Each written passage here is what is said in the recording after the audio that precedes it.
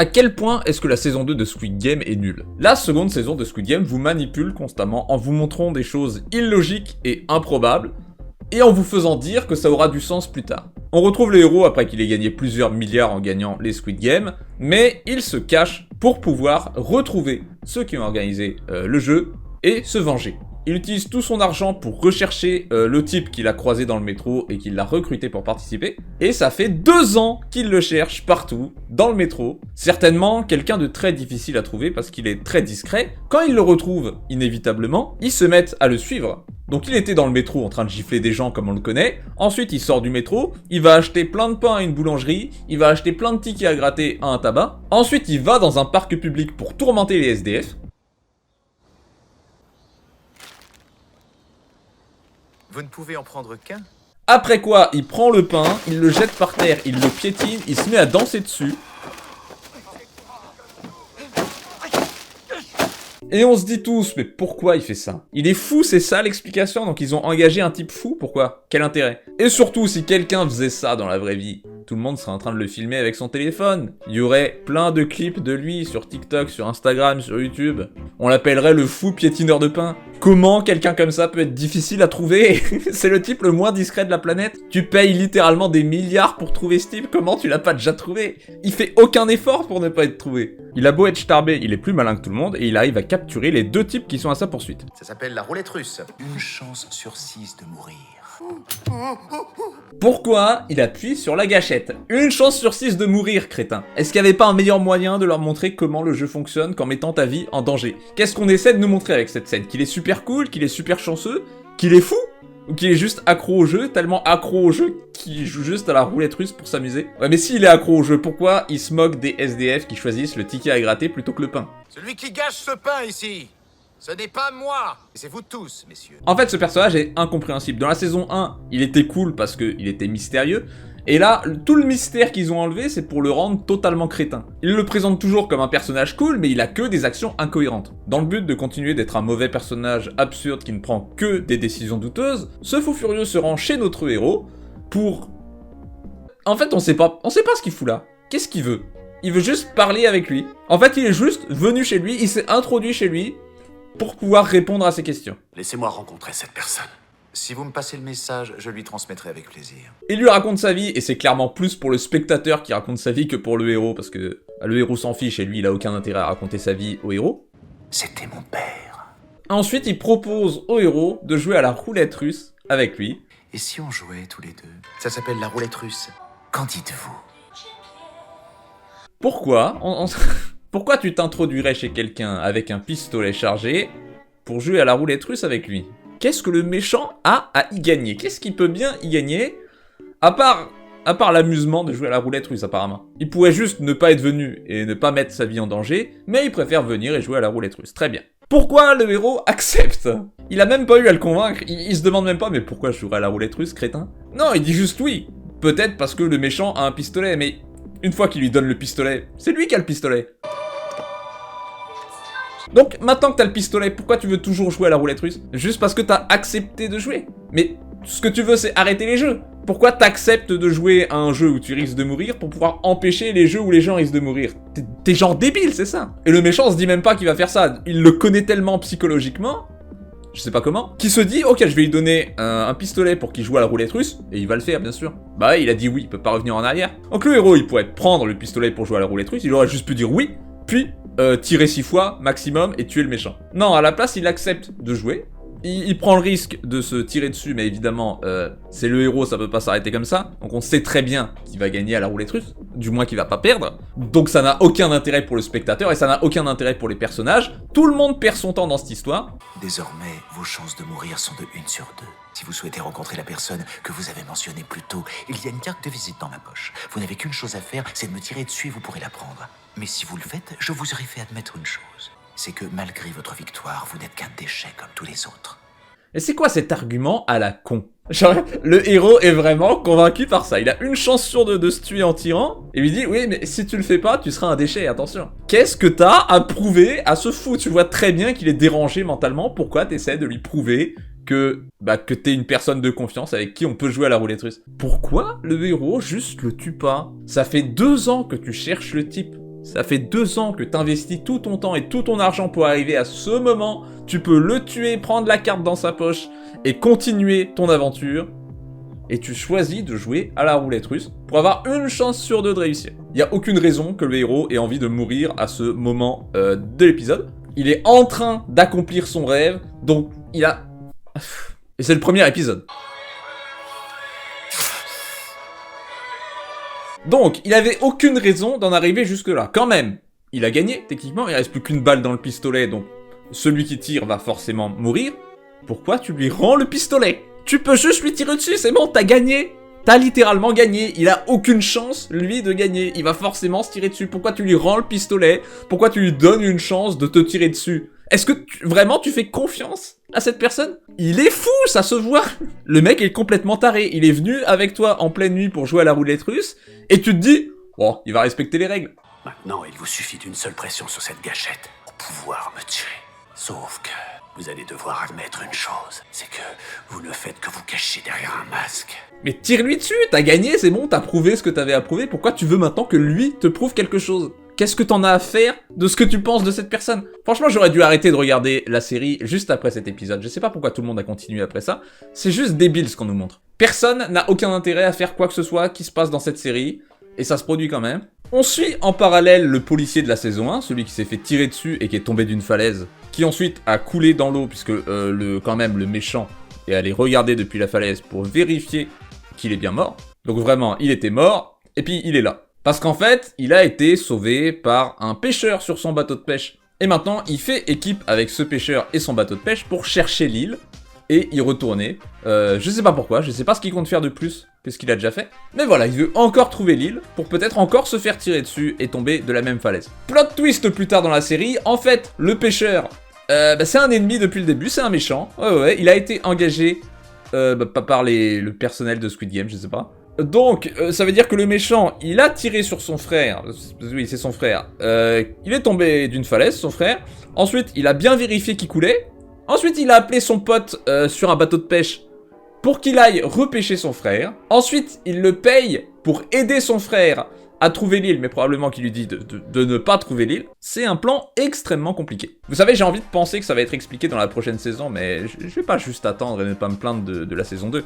Si tu veux pas tuer ton frère, ne lui tire pas dessus, voilà. Juste temporellement, ça marche pas trop. Le fait que le méchant est allé regarder son frère couler pour bien s'en assurer et qu'ensuite il se retrouve sauvé par le bateau de pêche, même si le méchant s'est directement barré pour passer un coup de téléphone. Ouais, je viens de tirer sur mon frère, il est tombé d'une falaise, est-ce que tu peux aller le chercher s'il te plaît? Non, temporellement ça fonctionne pas. Le policier est mort, d'accord? En parallèle à ces deux personnages, on a aussi cette fille. On sait pas qui c'est, je crois pas qu'on l'ait vue dans la saison 1, ou du moins elle était pas mémorable. Donc c'est une fille qui est SDF, qui travaille comme mascotte pour un parc d'attractions. Et puis, à la fin de l'épisode, on découvre qu'elle travaille pour Squid Game. Et on l'a su ensuite dans la série, c'est une snipeuse et ça nous permet de voir le Squid Game de l'intérieur. On s'en fout, voilà, on s'en fout de cette fille. Je sais pas pourquoi, juste on nous montre pas ce qui se passe à l'intérieur sans suivre cette fille dont on a rien à faire. Ça nous permet de voir un peu plus le caractère de ceux avec les masques dans Squid Game. On les voit maltraiter cette fille, pour qui personnellement je n'ai aucune sympathie. Parce qu'en fait la take de cette fille c'est qu'elle veut vraiment bien tuer les participants pour que leurs organes ne fonctionnent plus et qu'on puisse pas les revendre après. Et puis les autres leur disent attends, les tue pas trop, comme ça on peut revendre leurs organes. En fait, il y a aucun des deux camps qui a raison, quoi. C'est tous les deux des méchants. Pourquoi j'aurais de la compassion pour cette fille? Et c'est très probable que les gens voulaient en savoir plus sur les types avec les masques, mais est-ce qu'on avait besoin d'en savoir plus? Ah ah, non, on n'en avait pas besoin. C'est pareil, en fait c'est pas drôle s'ils sont plus mystérieux. Maintenant qu'on sait que c'est juste des ados, qui n'arrivent pas à maîtriser leurs émotions d'ailleurs, donc comment ils ont pu être employés? Ça devrait être des gens avec des tests psychologiques pour être sûr qu'ils vont pas cafeter et qu'ils sont stables mentalement. Mais non, apparemment ils ont juste pris des types random, donc voilà, vous avez cassé le mystère pour pas grand chose. Et l'histoire qu'ils nous montre avec cette fille, elle a vraiment aucun intérêt si vous n'avez pas de compassion pour elle. Donc peut-être que vous avez réussi, mais moi je la vois comme une autre méchante parmi les autres. Elle tue quand même les participants avec son sniper, elle a pas l'air de ressentir de remords, donc je sais pas vraiment ce qu'ils essaient de nous montrer avec elle. Ils nous la présentent comme une gentille, mais elle est pas gentille du tout. Revenons à des personnages intéressants, le héros. Il a pris la carte dans la veste du méchant qui s'est suicidé en jouant à la roulette russe, et cette carte les mène à une soirée costumée. Mais apparemment, les méchants savaient que les gentils viendraient. ils accompagnent le héros jusqu'à leur limousine pour que le chef des méchants puisse lui parler. Les gentils, ils ont plein de voitures pour poursuivre la limousine, mais comme je vous l'ai dit, les méchants, ils ont tout prévu. Comment ils savaient, on sait pas vraiment, mais ils ont des snipers sur plein de bâtiments pour tirer sur les roues des gentils. Pourquoi ils les tuent pas, je sais pas. Bref, ce qu'on peut se demander, c'est qu'est-ce qu'ils faisaient là au départ, les méchants? Est-ce que c'est un plan hyper compliqué où ils ont mis la carte dans la veste du méchant, où ils savaient qu'il perdrait à la roulette russe, pour qu'ensuite le gentil aille à cette soirée costumée et ils lui ont tendu un piège? Pourquoi faire? Pourquoi les méchants le font entrer dans la limousine? Qu'est-ce qu'ils veulent, en fait? Parce qu'ils lui posent pas spécialement des questions, hein, c'est juste le gentil, il leur parle. En fait, on comprend rien aux motivations des méchants. On sait pas pourquoi ils font ce qu'ils font. On sait pas comment ils savent que les gentils sont là. S'ils savent que les gentils sont là, les méchants pourraient juste les tuer, ils le font pas. Ils pourraient juste les éviter, ils le font pas. Non, ils choisissent d'aller à leur rencontre pour écouter ce que le héros a à leur dire. Donc les gentils ne peuvent plus suivre la limousine. Heureusement, le héros a un plan B. Il a un implant dans la dent qui peut traquer sa position. Donc il dit aux méchants, « Eh, laissez-moi participer au jeu !» Comme ça, il va être conduit sur l'île et on pourra le suivre grâce à son implant. Et les méchants, ils acceptent. Bah évidemment, pourquoi ils voudraient pas rendre service au héros qui les fuit depuis plusieurs années? Et de quoi il avait peur, le héros, si apparemment les méchants, ils sont prêts à tout pour lui rendre service? Ils voulaient pas le tuer, les méchants, c'est pas pour ça qu'ils se cachaient. Pourquoi maintenant Enfin, si vous voulez qu'il meure, tuez-le. Pourquoi vous le laissez simplement participer au jeu? Quel est l'intérêt pour qui que ce soit? Mais évidemment, les méchants savent qu'il a un implant dans la dent, probablement à cause du pêcheur qui est allié. Et donc ils lui enlèvent et le héros est coincé dans les jeux. Ha! Vous voyez la poupée là-bas? Regardez ses yeux! Ce sont en fait des détecteurs de mouvement! Qu'est-ce que je disais? Il y a énormément de moments dans cette saison 2 où je trouve les réactions des candidats irréalistes. Et je sais que beaucoup seront pas d'accord avec moi, mais je vais vous le dire quand même. Par exemple, au début, il y a tout le monde, tous les candidats qui confrontent les types masqués. On m'a dit que je devais participer à des jeux.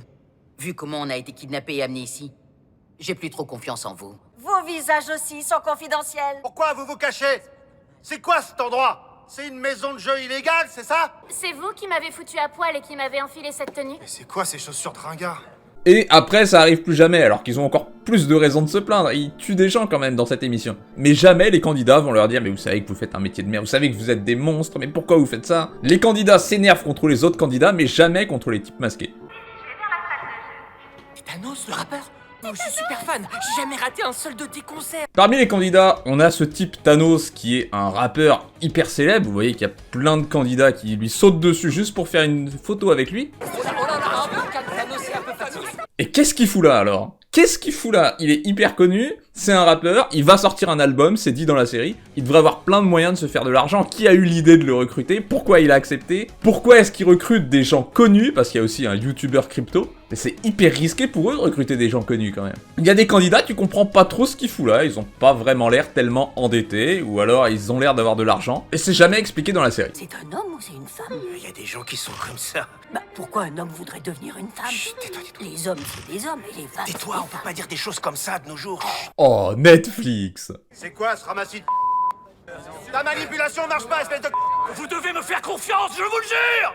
Ça, c'est hyper bizarre parce qu'à mon premier visionnage, il n'y avait pas de censure. Ils ont rajouté ça après, ou alors c'est mon compte qui a un truc bizarre, mais j'ai vérifié, c'est pas le cas. Pourquoi ils censureraient les mots conneries et connard? Surtout conneries, c'est pas un gros mot conneries. Surtout dans une série comme Squid Game, je vous rappelle que 2 minutes plus tard, ils se font tirer dessus par des snipers, il y a du sang partout. Donc ça va, on peut dire des gros mots. Le premier jeu commence, c'est un 1, 2, 3 soleil comme dans la saison 1, donc pas beaucoup d'imagination. Le héros prévient les candidats que s'ils bougent, ils se feront tuer. Il y en a quand même quelques-uns qui ont bougé, mais il en a sauvé beaucoup. Après ce jeu, il y a un vote pour savoir s'ils vont continuer ou arrêter le jeu ici. Et il y a un changement par rapport à la saison 1, alors que ça s'était bien passé pour eux, donc je sais pas pourquoi. C'est que tous les candidats qui partent quand ils ont voté de quitter le jeu, ils se partagent les gains accumulés. Là c'est le premier point positif pour la série, puisque ça permet de justifier que les joueurs veulent toujours faire une partie de plus. En fait, l'avantage qu'a la série, c'est qu'ils peuvent donner des comportements totalement incompréhensibles aux personnages, et que nous, on se dira « Ouais, mais je saurais pas ce que je ferais dans cette situation ». C'est pour ça qu'on n'est pas tellement choqué quand tout pile la moitié des gens choisissent de rester pour continuer à jouer. Pile la moitié, bon, ils auraient fait ça dans n'importe quelle série, j'avoue. Ce qui m'étonne un peu plus, par contre, c'est la réaction des joueurs qui ont voté pour continuer le jeu quand le jeu continue.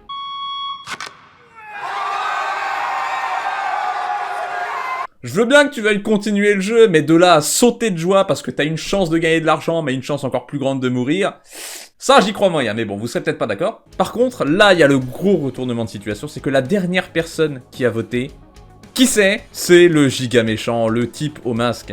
Il a pris le même numéro que le type dans la saison 1 qui était également infiltré. Alors, waouh, c'est tellement pas malin du tout. Mais quand je vous ai entendu, je me suis dit pourquoi pas essayer encore un jeu. En plus, c'est le méchant qui va l'aborder pour essayer de devenir son ami. Je comprends même pas comment le héros fait pour ne pas se méfier, alors qu'il s'est fait arnaquer dans la saison 1 comme ça. Et en fait, dans la saison 1, tu te dis pas que c'est débile de la part du vieux de participer, puisque, bah, tu sais pas que c'est un méchant. Mais là, tu sais que c'est le grand méchant, donc tu te dis, mais qu'est-ce qu'il fout? Puis-je vous demander pourquoi? Parce que regarder n'égalera jamais le bonheur de participer soi-même. Ah oui, je me souviens de cette explication bancale. Donc il participe sur les conseils du vieux. Après, il a pas l'air d'autant s'amuser que le vieux, mais c'est peut-être ça l'explication à la fin. Il voulait juste s'amuser? Ok, je sais pas si j'aimerais cette explication. On trouve pas de donneur pour la greffe. La santé de ma femme se détériore. J'ai donné mes meilleures années à ce boulot. Ah ouais, il a même retenu une histoire par cœur, il a répété, c'est un bon acteur. Waouh, ça c'est un méchant hyper motivé, j'ai hâte de savoir son plan. On arrive au deuxième jeu qui cette fois est différent de la saison 1. Les participants se réunissent par équipe de 5 et sont accrochés par les pieds et font une série de jeux. Vous avez ce jeu qui apparemment n'est connu que par les Coréens, celui-là où il faut faire tomber une pierre avec une autre pierre, et puis il y a les osselets, j'ai jamais compris les règles, et c'est pas vraiment expliqué, ça serait bien. Et je pense que ce deuxième jeu est totalement inutile aux spectateurs. Déjà visuellement c'est assez ennuyeux, c'est juste 5 personnes qui à tour de rôle font des jeux pour enfants, c'est pas intéressant à regarder contrairement au 1, 2, 3 soleil qui là est marquant visuellement. Et d'un point de vue histoire, ça n'a aucun intérêt, un peu comme le 1, 2, 3 soleil. Je vous explique le raisonnement, en fait, il n'y a pas grand chose à raconter avec ces jeux. Les scénaristes choisissent juste qui ils veulent sauver et ils les font gagner les jeux, et ils choisissent qui tuer, ils les font perdre les jeux, c'est aussi simple que ça. Donc quand tu vois une équipe et que tu reconnais aucun personnage, tu sais qu'ils vont mourir. Et quand tu vois une équipe et que tu reconnais plusieurs personnages, tu sais qu'ils vont vivre. Il y a aucun moment dans ce jeu-là où tu vas te dire « Ah oui, c'est normal qu'il ait gagné parce que, voilà, il a ce passif, il a gagné parce qu'il a fait ça. » Non, il n'y a pas de stratégie, il faut juste réussir le jeu, c'est pour ça ça n'a aucun intérêt pour les spectateurs. En plus, ça prendrait 3 plombes de montrer toutes les équipes, alors ils doivent faire un montage, c'est bien la preuve que le jeu est pourri. Et même en faisant un super montage avec des pompons et des toupies, ça reste des pompons et des toupies. Le jeu fait hyper cheap. Le jeu permet quand même de développer le personnage du méchant qui pète les plombs quand il arrive pas à faire tourner la toupie. Ah! T'as quoi? Hein? T'es un putain de loser! Écoutez, si l'explication à tout ça, c'est que le mec est complètement fou, c'est une mauvaise explication. Et en vrai, même s'il a l'air sincère, on n'est pas sûr qu'il fasse semblant. Donc est-ce que ça développe vraiment le personnage? Après ce jeu, il y a un nouveau vote pour savoir si oui ou non ils vont continuer le jeu. C'est le seul moyen pour prendre un nouveau départ. Et si jamais tu meurs, ta famille pourra pas récupérer ton corps. On peut pas le prendre au sérieux avec cette VF, on dirait quelqu'un qui parodie Johnny. Alors c'est ça l'avenir que tu veux pour toi et pour ta famille? Et là je me dis, c'est pas possible qu'il y ait plus de gens qui votent pour continuer, parce que ils repartent avec plus d'argent qu'au jeu précédent, et ils sont moins qu'au jeu précédent, donc ils ont plus de chances de mourir. Alors logiquement, il devrait y avoir plus de gens qui veulent s'arrêter là. Heureusement, ils ont pensé à ça dans le scénario, alors ils ont donné un super argument à la team, il faut continuer. C'est pas des jeux si difficiles pour arriver à gagner autant d'argent! Il a raison. Jusque-là, vous avez tous bien joué. C'est pour ça que vous êtes vivants. On passe un tour de plus. Ah bah non, en fait ça marche pas. Bah ouais, parce que si l'argument c'est les jeux sont faciles, donc il y aura très peu de morts. S'il y a très peu de morts, alors vous aurez très peu d'argent en plus, puisqu'il faut que les gens meurent pour que vous ayez plus d'argent. Donc vous êtes en train de risquer votre vie pour très peu d'argent supplémentaire. Tout ça pour dire que les scénaristes n'ont pas trouvé un meilleur argument pour que les gens continuent que le fait qu'ils soient bêtes. Est-ce que moi aussi je peux y aller? Oh, mais oui, bien sûr. C'est les toilettes pour femmes, Yoonju. Bien sûr que tu peux venir. Pep Netflix, attendez un petit peu, j'accepte un petit peu de propagande dans ma série, mais là vous voulez pas ouvrir ce débat, vous voulez pas ouvrir le débat des hommes biologiques dans les toilettes des femmes, non. C'est alors qu'on arrive au troisième jeu. Et le troisième jeu, oh là là, le troisième jeu, il est super ce troisième jeu. Ah mais ça va, j'ai pas détesté chaque aspect de la série non plus, ce troisième jeu, c'est le design parfait. Vous vous souvenez quand j'ai trash talk le deuxième jeu? Bon bah le troisième jeu il rattrape tout, c'est juste exceptionnel ce qu'ils ont fait. Quand le manège s'arrête, il y a la voix qui dit un nombre, et ils ont 30 secondes pour former une équipe de ce nombre. Le problème des candidats, c'est qu'ils sont pas un nombre qui est divisible par le nombre donné par la voix. Ce qui est super avec ce jeu, c'est que pour le spectateur, c'est parfait visuellement. Cette fois-ci, on n'a pas de passage à couper avec un montage, ce qui montre que c'est un bon jeu. Chaque manche est montrée, il y a du stress, et surtout ça peut développer les personnages. Ça montre quel groupe se forme, ça permet de voir qui préfère qui préfère se mettre avec qui, ou au contraire, qui est le vilain petit canard du groupe. Je pense que c'est le passage que tout le monde va retenir de cette saison 2, parce que c'est le seul qui est bien. Et je pense que cette musique n'y est pas étrangère. C'est très gentil d'avoir fait appel à notre chorale d'enfants, monsieur. Est-ce que vous pouvez nous expliquer pourquoi vous utiliserez cet enregistrement, s'il vous plaît? Après ce super jeu où il y a plein de super passages, mais je vous les ai pas tous détaillés, il y a un nouveau vote pour savoir si oui ou non on va continuer. Et ça finit littéralement à 50-50, 50 voix des deux côtés. C'est quand même... Le hasard fait bien les choses. En cas d'égalité, les joueurs procèdent à un nouveau vote. Le vote sera organisé demain. Pour que le résultat soit différent le lendemain, il faut évidemment convaincre les gens de voter pour l'autre chose, et donc un débat est... Non, je rigole. Les deux équipes se mettent à s'entretuer pour qu'il y ait moins de membres de l'autre équipe. Et c'est là que j'ai du mal à le croire, je pense pas que les gens iraient tuer d'autres gens juste dans le but de pouvoir participer à un jeu où ils ont une chance de mourir. Évidemment, ça va toujours être le même argument, tu saurais pas ce que tu ferais dans cette situation. Donc j'ai rien pour appuyer mes théories, je pense juste que n'importe qui n'est pas capable de tuer quelqu'un, et je pense que les circonstances ne s'y prêtent pas. Par contre, là où je peux argumenter, c'est que cette série donne une très mauvaise image des pauvres. Tous les candidats à ce jeu sont extrêmement pauvres, puisqu'ils ont une montagne de dettes. Et donc la série sous-entend par moments que les pauvres sont bêtes, qu'ils sont capables de s'entretuer, c'est des animaux. Je trouve que c'est pas correct. Je vous invite à voir la télé-réalité de MrBeast, Beast Games, qui est sortie en même temps que Squid Game. Dans Beast Game, on voit comment les participants se comportent réellement dans le cas d'un jeu où un seul des participants va gagner 5 millions.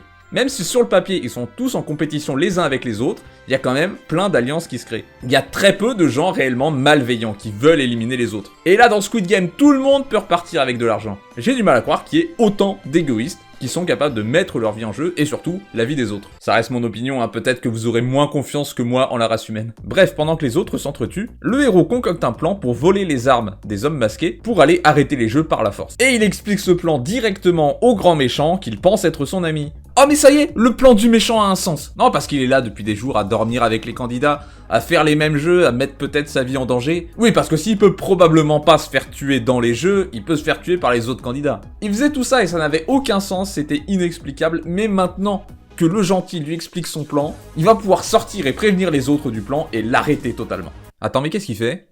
Et qu'est-ce qu'il fabrique? Pourquoi il les aide à mettre fin au jeu? Tu te rappelles que c'est toi qui organise les jeux, si tu veux les arrêter, tu peux juste les arrêter. Je crois que son meilleur plan c'était de griller sa couverture juste avant et d'aller prévenir tout le monde qu'ils allaient se rebeller. Bah on va voir ce qu'il fait après, ça va peut-être avoir du sens. Pendant que le héros va explorer l'endroit avec son ami, il y a une fusillade qui éclate, il y a plein d'hommes masqués qui meurent, c'est un carnage. Donc le plan du méchant va devoir être vraiment bon s'il permet que ses employés se fassent tuer. T'as trouvé la salle de contrôle? J'ai jeté un rapide coup d'œil en venant jusque-là. Et je pense qu'il y a peut-être un accès par l'arrière. Je vais trouver un chemin pour les prendre à revers. Le méchant va donc trouver un chemin pour les prendre à revers avec deux coéquipiers. Et une fois qu'il a trouvé le chemin, il tue les deux coéquipiers. D'accord, donc en fait, il n'y avait pas de plan. Enfin, il attendait pas un moment en particulier. Il s'est juste dit, oh, allez, maintenant. Je maintiens, le meilleur moment pour trahir le héros, c'était quand le héros lui a expliqué son plan. Vous vous êtes bien amusé à jouer les héros. Il semblerait que vous n'ayez pas mesuré toutes les conséquences de votre petit jeu héroïque. Oh non, il a tué le type qui a refusé de prêter de l'argent au héros dans la saison 1, trop triste. Et c'est comme ça que la saison 2 se finit. Pour la petite histoire, moi j'ai attendu pendant plusieurs semaines que la deuxième partie de la saison 2 sorte, mais non, c'est fini, la saison 2 est finie, ça s'arrête comme ça. Peut-être qu'ils savent pas comment continuer et ils attendent que les fans fassent des théories pour voler l'une d'entre elles. Malheureusement, aucune théorie ne pourra justifier les actions du méchant parce que quel que soit son but, il avait de meilleurs moyens d'en arriver là. Tout ce que fait cette deuxième saison, c'est nous montrer n'importe quoi pour qu'on se dise que ce sera expliqué dans la prochaine saison, mais quoi qu'il se passe dans la prochaine saison, ça pourra pas expliquer toute cette incohérence. Voilà, c'était ma vidéo sur pourquoi la saison 2 de Squid Game est nulle à chier, j'espère qu'elle vous a plu. N'hésitez pas à vous abonner si vous voulez vous abonner et à rejoindre la chaîne. Je vous dis à bientôt, salut!